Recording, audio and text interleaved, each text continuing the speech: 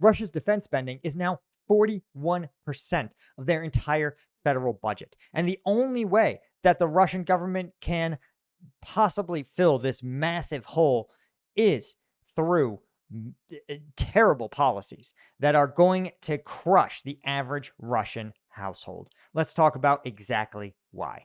I'm Paul, U.S. Army combat veteran. Hit that subscribe button. Okay, now Russia is stuck eyeing new tax hikes and spending cuts to sustain record defense spending. This is per Reuters. And I want to point out that, first off, Russian plans to maintain its military expenditures are requiring massive cuts and budget revamps. They're spending 8% of their GDP, which is an insane level. To give you context, the US at the height of the Iraq and Afghanistan wars, we spent about 4% of our GDP on defense spending. But that's 41% of the total federal budget of the Russian Federation.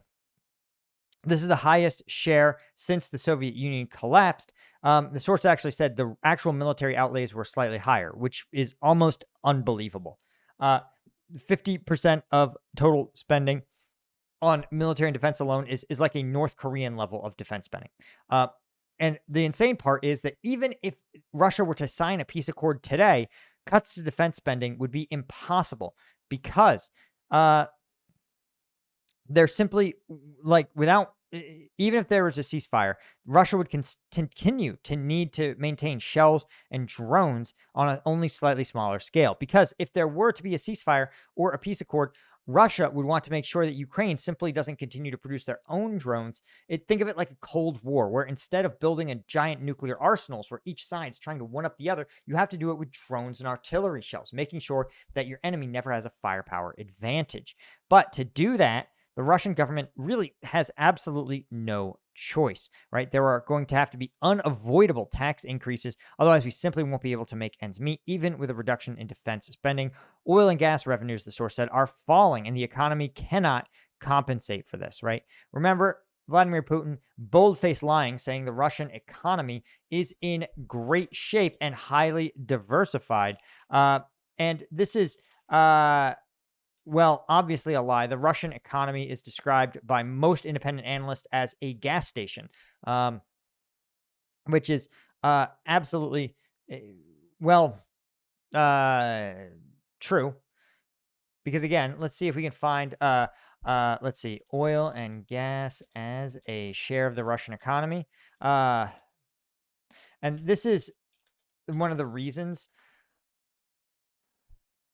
Let's see. Yeah. So oil and gas alone represent 20% of the country's entire GDP. That's, for those of you keeping track at home, that means for every dollar of economic output Russia makes, right, ranging from grocery stores to bank transactions, it accounts for about 20% of the country's GDP is oil and gas revenues, direct ones, not counting, for example, secondary industries, right? Because remember, the Russian banking industry, well, is also going to be basically dependent on oil and gas. The Russian transport industry probably also dependent largely on oil and gas, and it makes up about 50% of that Russian budget revenue.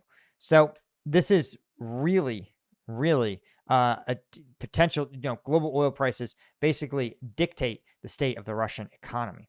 And so the fact that these are weaker, down 19% year on year, and the fact that the war continues to get more and more expensive for Russia with outlays, that is to say, how much Russia has put on the proverbial credit card to fund the war, jumped 24% year over year.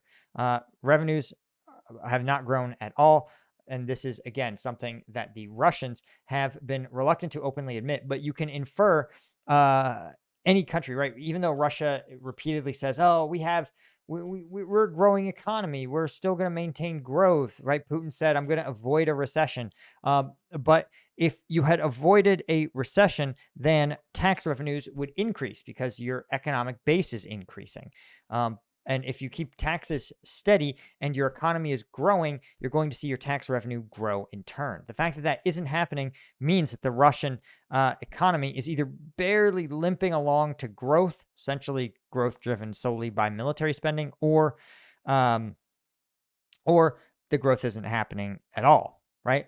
Now, Putin has dismissed concerns that this record defense spending is constraining Russia's economy because he's like, no, the defense spending isn't crowding out economic investment; it's integrating it. It's right, but this is just absolutely comical, and we see it because Russian households know it because they are behaving exactly like households should if they're faced with a recession, right? Just like in the US, there is a pretty decent likelihood of a recession. Let's see if we can find it here. The US likelihood of a recession currently stands, according to JP Morgan, at about 45%. This is according to this little chart here. April survey predicting about a 45% likelihood of a recession. And so what does that mean for a U.S. consumer? Well, a smart U.S. consumer is going to do what? Well, they're not going to buy a bigger house, sign up for a huge car payment, or take out that home improvement loan to build a slick new patio. Well, the Russians seem to be behaving the exact same way because they are taking out fewer and fewer loans, right? The Russian credit market is expanding, but not very much, right? And remember, some households have no choice but to take out credit, right? And credit should be growing by a ton because remember, the Russian central bank has just cut interest rates. So every Russian household that had some debt now has a chance to refinance it. And the fact that even offering these households chances to refinance their debt for cheap and still there's barely any growth means that it's essentially looking like the average household is realizing that they cannot take out any kind of new lending at all. Right? No car loans, no mortgage loans, no home improvement loans, nothing. And that's exactly what you would expect from an economy where the average person is either expecting a recession, right, or a personal recession, right, likely loss of job, likely reduced hours, likely increased costs, right? When you expect that in the future, you prepare for it today. That's simply just being a rational household. But the reality is that because there's no transparent economic data, there's no independent, trustworthy data. I think for a lot of these households, they're not expanding their credit because they literally can't get it. I think given the Russian government's willingness to lie to its people, I think means that the people aren't going to prepare for a recession. They're going to actually find themselves in the recession. And that's when spending habits will change. But how bad is the economy really? Well, even the defense sector seems to be getting cooked. One of the leading Russian drone manufacturers is actually facing bankruptcy. This is Kronstadt, known for its Orion and Incadet drone used for military and civilian purposes. It's been hit, obviously with a bunch of lawsuits, but think of them as being sued by their creditors, right, who believe they are owed debts that Kronstadt cannot pay. It already tried to file for already attempted to file for bankruptcy once and was able to get itself out of it, essentially through government intervention. But now, right, after 2 years of essentially running at a loss, despite literally making weapons and selling them to a country that is spending 8% of its GDP at war. Do you know how bad a sign that is? And it's not because they don't have large contracts. It's because of a couple reasons. The first is that they think about corporate debt. Corporate debt turns over so quickly in most major companies that in effect, they have a variable interest rate mortgage. So if you are a company, let's say you have $50 million in debt.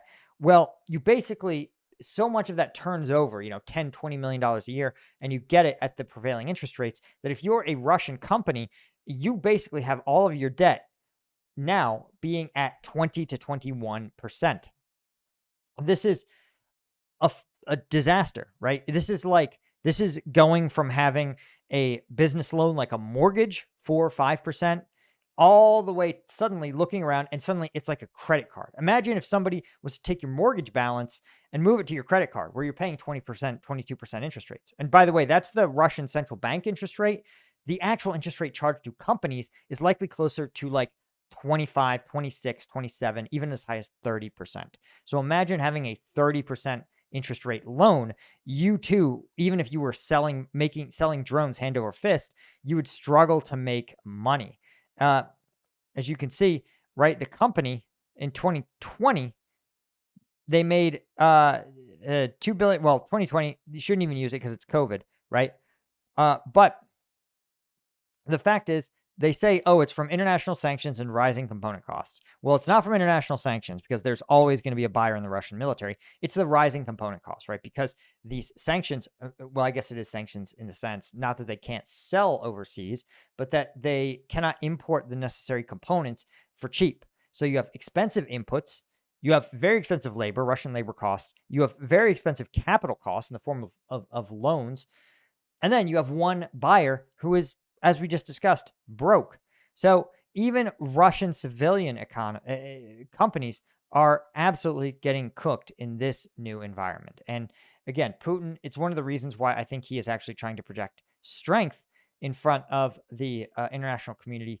But the reality is getting increasingly hard for him to escape. Thanks so much, guys. Remember to hit that subscribe button and, of course, become a member at combatvetnews.com. This is the best way to support me, keep me and the team independent, able to do this every single day, honestly, and speaking truth to power. Plus, you get access to uncensored combat footage, oftentimes sent to us straight from units on the front line. Huge thank you to our Colonel tier members at Combat Vet News, guys like Thomas Anderson, Darren Cochran, Jalen Gao, Officer Murley, Deborah Oppenheimer, as well as all of our Lieutenant tier members. We couldn't do this without you guys. I'll see you in the next one. Cheers.